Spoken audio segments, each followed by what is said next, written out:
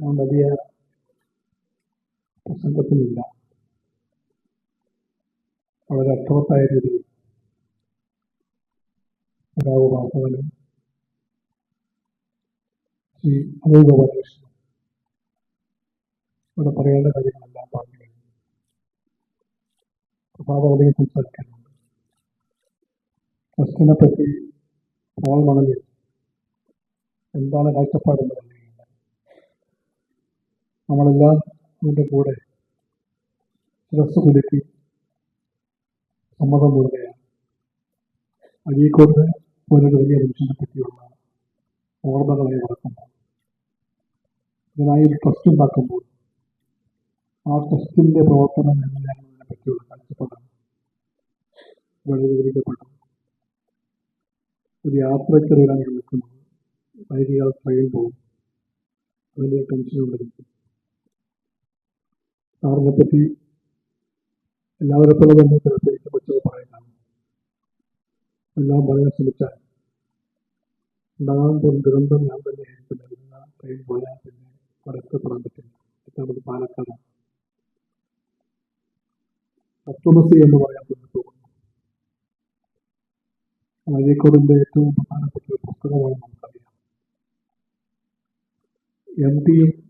M P Muhammad എന്നെ കൂടി ചേർന്നിട്ട് ഒരു പ്രസാധനശാല ആരംഭിക്കുമ്പോൾ അത് അവർ പേരിട്ടത് ക്ലാസിക് ബുക്സ് എന്നായിരുന്നു. ക്ലാസിക് ബുക്സിന്റെ ഒന്നാമത്തെ പുസ്തകം എഴുതേണ്ടത് അവർ തീരുമാനിച്ചു, ആഗ്രഹിച്ചു അഴീക്കോട് സാറായിരിക്കണമെന്ന്. അതിന് ദിവസം ഉപനിഷത്തുകളെ അടിസ്ഥാനപ്പെടുത്തിയായിരിക്കണമെന്ന് അവർ നിർദ്ദേശിക്കുകയുണ്ടായി. അഴീക്കോട് ആ ദൗത്യം ഏറ്റെടുത്തു. പല സുഹൃത്തുക്കളും പറഞ്ഞത് പ്രസംഗം മാറ്റിവെച്ചുകൊണ്ട് 2 മാസക്കാലം അതോ 3 മാസക്കാലമോ മറ്റും അഴീക്കോട് സാർ എഴുതാൻ വേണ്ടി മാത്രം മാറ്റിവെച്ചത് ചിലപ്പോൾ ആ കാലത്ത് മാത്രമായിരിക്കും. ആ ദിനങ്ങളിൽ പ്രസംഗമുണ്ടായില്ല. നമുക്കെല്ലാം തോന്നും സാറിന് മിക്കവാറും ശ്വാസം മുട്ടിക്കാണും. പ്രസംഗമില്ലാത്ത ഏതാനും മാസങ്ങൾ അതൊരു അചിന്ത്യമായ കാര്യമായി.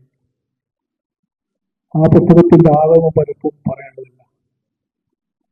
ഇന്ത്യയുടെ തത്വചിന്തയുടെയും പാരമ്പര്യത്തിന്റെയും എല്ലാം ആധാരമായി പലപ്പോഴും ചൂണ്ടിക്കാണിക്കാവുന്ന പലതിനെപ്പറ്റിയും പറഞ്ഞ ആ പുസ്തകത്തിന് ഇട്ട പേരാണ് തത്വമസി. അത് നീയാകുന്നതല്ല. ആരാണ് ആ നീ? നമ്മളെല്ലാം ആ നീയാണ്. ഓരോ നിമിഷവും നീയാണ്. ഇന്ത്യയുടെ തത്വചിന്ത മുഴുവനും അഴിച്ചു കലക്കി നോക്കിയാൽ ഈ ചോദ്യമാണ് ആദ്യത്തെ ഉന്നയിക്കപ്പെട്ടത്. ഋഷിമുഖന്മാരും അവരുടെ എല്ലാ അന്വേഷണങ്ങളും തപസ്സുകളുമെല്ലാം ആ അർത്ഥത്തിലെടുക്കുണ്ടായിരുന്നു. ജീവിതത്തിന്റെ പൊരുളും ലോകത്തിന്റെ ലക്ഷ്യവും എല്ലാമായിരുന്നു തേടിയതെങ്കിലും ഈ ചോദ്യമുണ്ടായിരുന്നു, ഞാൻ ആരാണെന്ന ചോദ്യം, അല്ലെങ്കിൽ എന്താണ് പകമ്പൊരുൾ എന്ന ചോദ്യം, ആത്യന്തിക സത്യമുള്ള ചോദ്യം. ഇതിന്റെ എല്ലാം ആകത്തുകയായിട്ടാണ് ഭൗതിക ചിന്ത പറഞ്ഞത് തത്വമസിയും. ആ തത്വമസിയെ പല പ്രകാരത്തിൽ പലരും വ്യാഖ്യാനിക്കുന്നുണ്ട്. അതിനെപ്പറ്റിയും ഭൗതികത പറയുന്നുണ്ട്. ഏകം സത് വിപ്ര ബഹുതാവതന്റെ എന്നാണ്. സത്യം ഒന്ന് മാത്രമാണ്. പണ്ഡിതന്മാർ അതിനെ പല പ്രകാരത്തിൽ വ്യാഖ്യാനിക്കുന്നതെന്ന് മാത്രം. പണ്ഡിതന്മാർ പല പ്രകാരം വ്യാഖ്യാനിക്കുന്ന ഈ സത്യത്തിന്റെ പൊരുളാണ് വാസ്തവത്തിൽ തത്വമസി തരാൻ ശ്രമിച്ചത്. അതിന്റെ അർത്ഥം നീ തേടുന്ന ആ പൊരുൾ അത് നീ തന്നെയാണെന്നാണ്. ഇതാണ് സീതാരാമ ഗുരു സ്ഥാപിക്കാൻ ശ്രമിച്ചത് ആ കണ്ണാടിയിലൂടെ. കവളംകോടത്തെ ആ പ്രതിഷ്ഠ ഒരു കണ്ണാടി എന്ന് പറയുകയല്ല. എല്ലാവരും തേടുന്നത് ദൈവത്തെയാണ്. സ്വന്തം ദുഃഖങ്ങളുടെ എല്ലാം പാണ്ഡവർക്ക് വയ്ക്കാൻ അവർ ആശ്വാസം നേടി പോകുമ്പോൾ തേടുന്ന ഈ പരപ്പുരളിനെയാണ് സീതാരാമ ഗുരു ലളിതമായി പറഞ്ഞു കൊടുക്കാൻ ശ്രമിച്ചത്. ആ കണ്ണാടിയിലേക്ക് നോക്കുക, അപ്പോൾ നീ നിന്നെ കാണുന്നു. അതാണ് തത്വമസി. മനുഷ്യൻ എത്രമാത്രം മഹാനാണ്, മനുഷ്യത്വം എത്രയോ അജയ്യമാണ് പ്രഖ്യാപിക്കാൻ ശ്രമിക്കുന്ന ആ പ്രത്യേക ദർശന വിശേഷമുള്ള സന്യാസി, അത് കേരളത്തിന്റെയും ഭാരതത്തിന്റെയും സന്യാസി പരമ്പരയിൽ വ്യത്യസ്തമായ ഒരു മൂല്യബോധത്തിന്റെ പ്രഖ്യാപനമാണെന്ന കാര്യവും നമുക്കറിയാം. അതെല്ലാം ചേർത്ത് വെച്ചുകൊണ്ട് പറയാൻ പറ്റിയ ഒരു പേര് തന്നെയാണ്. പുസ്തകത്തിൽ തലക്കെട്ട് മാത്രമല്ല, വലിയ ആശയ സാഗരമാണ് തത്വമസി എന്നും. അഴീക്കോട് സാധനത്തിലാണ് ഒരു പുസ്തകം എഴുതുമ്പോൾ അതും ഇതുപോലൊരു വിഷയത്തെ അധികരിച്ചാകുമ്പോൾ ആ പുസ്തകത്തിന് കൊടുക്കേണ്ട തലക്കെട്ട് തത്വമസി എന്നാകണമെന്ന് അദ്ദേഹം മുൻകൂട്ടി ചിന്തിച്ചുവെന്ന് എനിക്കറിയില്ല. അത് സ്വാഭാവികമായിട്ടും വരും. സാറ് പലപ്പോഴും അങ്ങനെയാണ്. പ്രവാഹം പോലെ ആശയങ്ങൾ വരും, പേരുകളും വാക്കുകളും വരും, പരിഹാസങ്ങളും മോക്ഷയേറിയ വിമർശനങ്ങളും വരും. ഒരു ചെറിയ സ്കീം അദ്ദേഹം ഉണ്ടാക്കി വെച്ചേക്കും, എന്തായിരിക്കണം പുസ്തകത്തിന്റെ പ്രതിപാദ്യ വിഷയമെന്ന്. ബാക്കിയെല്ലാം ഒഴുക്കാണ്.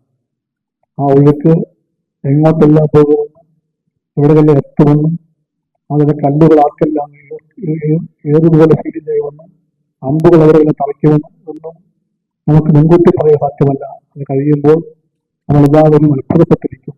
ആ അത്ഭുതത്തിന്റെ കലയാണ് പ്രഭാഷണമെന്ന് അദ്ദേഹം നമ്മളെ ബോധ്യപ്പെടുത്തിയിട്ടുണ്ട്. അദ്ദേഹത്തിന്റെ പ്രവർത്തനം, ജീവിതം, അതെല്ലാം നമ്മളെപ്പോഴും ഓർക്കേണ്ട ഒരു കാര്യമാണ്. രാഷ്ട്രീയത്തിന്റെ വഴികളിൽ അദ്ദേഹം സഞ്ചരിച്ചിട്ടുണ്ട്. അദ്ദേഹം കോൺഗ്രസ്സായി പ്രവർത്തിച്ച ആളായിരുന്നു.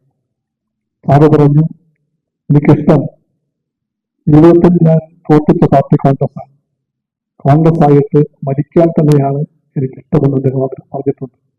ഞാൻ കൂടെ പറഞ്ഞു, പക്ഷേ ഞാൻ മരിക്കും മുമ്പ് കോൺഗ്രസ് മരിച്ചു പോകുമോ എന്ന് എനിക്ക് ഭയമുണ്ട്. വാസ്തവത്തിൽ ഞാൻ കേട്ടിട്ടുണ്ട്, ഒരു വലിയ കോൺഗ്രസ് വേദിയിലേക്ക് അദ്ദേഹത്തെ വിളിച്ചുകൊണ്ടുപോയ എല്ലാ നേതാക്കന്മാർ എത്തിപ്പോയി അത്ര. അവർക്ക് ആർക്കും ഉത്തരം പറയാനാകാത്തതുപോലെയായിരുന്നു അഴീക്കോട് സാർ കോൺഗ്രസിനെ വിമർശിച്ചത്. ആ വിമർശനത്തിന്റെ അമ്പുകൾ ഞങ്ങളെയും തേടി വന്നിട്ടുണ്ട്. ഇടതുപക്ഷം എല്ലാത്തിന്റെയും ആത്യന്തിക ശരിയാണെന്ന് പറഞ്ഞാൽ അത് അദ്ദേഹം സമ്മതിച്ചു തരില്ല. ആത്യന്തിക ശരി അങ്ങനെ ഒരു ശരിയില്ല എന്ന് അദ്ദേഹം പറയുമായിരുന്നു. ആ കുത്തക ഞങ്ങളും അവകാശപ്പെടാൻ പാടില്ല. എല്ലാ ശരിയുടെയും അവസാന വാക്ക് ഞങ്ങൾ പറഞ്ഞു എന്ന് ഇടതുപക്ഷം പറഞ്ഞാൽ അതും ശരിയായിരിക്കില്ല. അഴീക്കോട് സാറിന്റെ ഈ അനുസ്മരണ വേളയിൽ നമുക്കത് സമ്മതിക്കേണ്ടതുണ്ട്. മനുഷ്യൻ തേടുന്ന സത്യത്തിന്റെയും നീതിയുടെയും ആ പൊതുരംഗപ്പറ്റിയുള്ള യാത്രയിൽ ഒരുപാട് ശരികൾ ഒരുപാട് പേർ പറഞ്ഞു വെച്ചിട്ടുണ്ട്. അതിൽ കമ്മ്യൂണിസ്റ്റ് ആയാലും അല്ലാത്തവരും പങ്കുവഹിച്ചിട്ടുണ്ട്. കമ്മ്യൂണിസ്റ്റുകാർ അതിനെ എല്ലാവരെയും ആദരിക്കുന്നുണ്ട്. അതുകൊണ്ടാണ് ദാർശനിക മേഖലയിലെ ആത്മീയാധ്യാത്മിക ലോകത്തെ മഹാപ്രതിഭകളെ കമ്മ്യൂണിസ്റ്റുകാർ സ്വന്തം വഴികാട്ടുകളായി സ്വീകരിക്കുന്നത്. ഒരു കലവറയും കൂടാതെ ഇടതുപക്ഷം പറയുന്നുണ്ട്, കേരളത്തിന്റെ സാമൂഹിക ഭൂമികയിൽ ഇടതുപക്ഷത്തിൽ നേടാൻ കഴിഞ്ഞ സ്വാധീനത്തിന്റെ വളർച്ചയുടെയും ഒരു ഘടകം അയ്യങ്കാളിയാണ്, ശ്രീനാരായണ ഗുരുവാണ്. അവരൊന്നും കമ്മ്യൂണിസ്റ്റ് ആയിരുന്നില്ല. പക്ഷെ അവരെല്ലാം മറന്നുകൊണ്ട് ഒരു കമ്മ്യൂണിസ്റ്റ് വൈചിത്രത്വത്തെപ്പറ്റിയും രാഷ്ട്രീയത്തെപ്പറ്റിയും പഠിക്കുവാനോ ചിന്തിക്കാനാണെങ്കിലെന്നാണ് നിങ്ങളെല്ലാം ഞങ്ങളോട് പറയുന്നത്. കഴിവുപടിയാൻ ഇതേപൂർവ്വം പറയട്ടെ. ആ വിനയത്തിന്റെ ആശയം കൂടിയാണ് കമ്മ്യൂണിസമെന്ന് ഞാൻ മനസ്സിലാക്കുന്നു. അല്ലാതെ എല്ലാത്തരം ധാർഷ്ട്യത്തിന്റെയും ധിക്കാരത്തിന്റെയും ആശയങ്ങളുടെയും എല്ലാം പേരായി ഈ ആശയത്തെ കണ്ടാൽ അതിനകത്തുള്ള അനിവാര്യ ഘടകമായി കണ്ടുന്ന മനുഷ്യസ്നേഹത്തിൽ എന്തെങ്കിലും ചിന്തിക്കേണ്ടതുണ്ട്. ഞാൻ എപ്പോഴും വിശ്വസിക്കുന്നത്, കമ്മ്യൂണിസ്റ്റ് ആശയത്തിന്റെ ആ വലിയ പ്രപഞ്ചത്തിൽ നിന്നും സ്നേഹമെന്ന വാക്ക്, മനുഷ്യത്വം എന്ന വാക്ക് നഷ്ടപ്പെട്ടു പോയാൽ പിന്നെ കമ്മ്യൂണിസം വെറും പുറന്തോർ മാത്രമായി മാറുമെന്നാണ്. രാഷ്ട്രീയത്തിൽ ആ തകർച്ചയുടെ ഒരുപാട് സൂചനകളുണ്ട്. കാരണം ഈ പുതിയ കാലഘട്ടം ലാഭത്തിന്റെയും പണത്തിന്റെയും ബന്ധം പറയുകയാണ്. ലാഭത്തിനു വേണ്ടിയും പണത്തിനു വേണ്ടിയും എന്ത് ചെയ്യാൻ പറയുന്ന ആശയങ്ങൾക്ക് മുൻപോട്ട് പോകുന്ന കാലത്ത് അതിന്റെ വിഷവത്തുകൾ എല്ലാവരെയും കീഴ്പ്പെടുത്താൻ ശ്രമിക്കുമ്പോൾ, അതിന്റെ ഭാഗമായി ഇടതുപക്ഷ ആശയങ്ങളെയും ആക്രമിക്കാൻ ശ്രമിക്കുമ്പോൾ ഇടതുപക്ഷം ഇരട്ടി ജാഗ്രത പാലിച്ചുകൊണ്ട് സ്വന്തം മൂല്യങ്ങളെ വ്യക്തിപ്പിടിക്കാനോ സംരക്ഷിക്കാനും ശ്രമിച്ചില്ല എങ്കിൽ ഉണ്ടാകാൻ പോകുന്ന ആപത്തിനെ പറ്റി ചിന്തിക്കുവാൻ അഴീക്കോട് സാറിന്റെ ലേഖനങ്ങളും പുസ്തകങ്ങളുമെല്ലാം സഹായിക്കുമെന്നാണ് എന്റെ വിശ്വാസം. അന്നത്തെ കാലത്ത് ഒരാൾ ഈ ശങ്കരക്കുറുപ്പിനെ വിമർശിക്കാൻ ധൈര്യം കാണിച്ചാൽ സാഹിത്യ രംഗത്ത് ആ ആൾ ഒരു മഹാനായ ധീരനായിരിക്കും. ആ ധീരതയാണ് മലയാളത്തിന്റെ വിമർശന ലോകത്ത് അഴീക്കോടിനെ പരിചയപ്പെടുത്തിയത്. ശങ്കരക്കുറുപ്പ് വിമർശിക്കപ്പെടുന്നത് എന്ന് പറയുന്ന പുസ്തകം വന്നപ്പോൾ അഴീക്കോട് സാർ ചെറുപ്പമായിരുന്നു. അന്ന് ശങ്കരക്കുറുപ്പ് ഏറ്റവും വലിയ കവിയായിരുന്നു, ജ്ഞാനപീഠ ജേതാവായിരുന്നു. അദ്ദേഹത്തെ പറ്റിയാണ് അഴീക്കോട് സാർ കലവറയൊന്നും കൂടാതെ നിരുപാധികമായ ധീരതയോടുകൂടി വിമർശിക്കാൻ തയ്യാറായത്.